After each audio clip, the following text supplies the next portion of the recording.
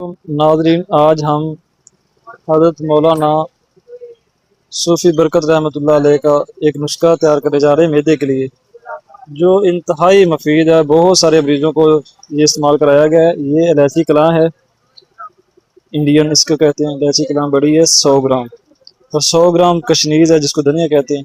ये कूज़ा मिश्री 200 ग्राम है, और बादियान यानी सौंफ 100 ग्राम है।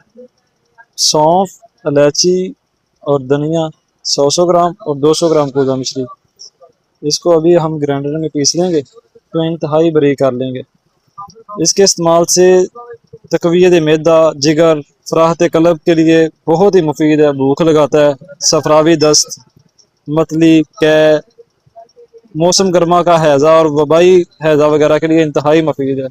इसके इस्तेमाल से खट्टी डकारें नहीं आती, खाया पिया बहुत अच्छा हज़म हो जाता है, और ये बनता भी मुनासिब ही है। ये तकरीबन 1000 रुपये का बना है, और ये घर के सारे अफराद खा सकते हैं।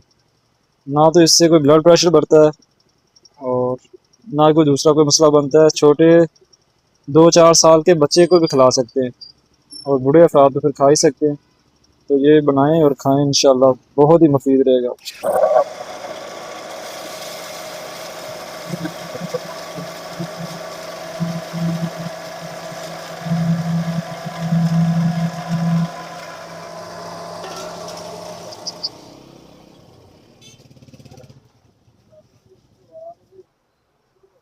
ये हमने तैयार कर ली है। आपने देखा था ग्राइंडर में मैंने पीस रहा था, तो तकरीबन इतना।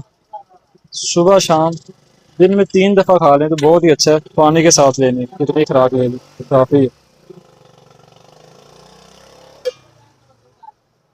आगे शेयर करते हैं और लोगों को फ़ायदा हो जाए, ताकि आपको भी सवाब मिल जाए। अस्सलाम वालेकुम।